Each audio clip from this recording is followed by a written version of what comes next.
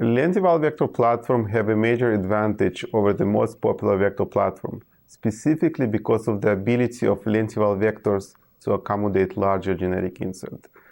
Thus, it seemed that the lentiviral vector would be the platform of choice in the application involved the delivery of CRISPR-Cas tools.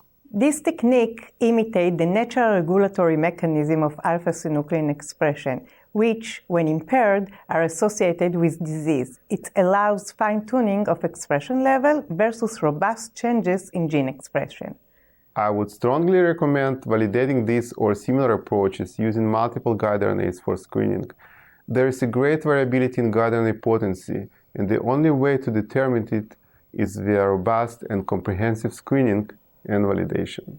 The developed system can be easily adapted to other model systems, such as animal models, including rodent and non-human primate. This follow-up experiment could serve as a proof of concept for future clinical studies.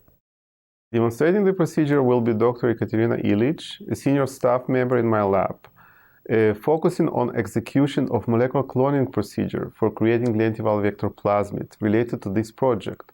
She will also demonstrate the key steps involving lentiviral vector production.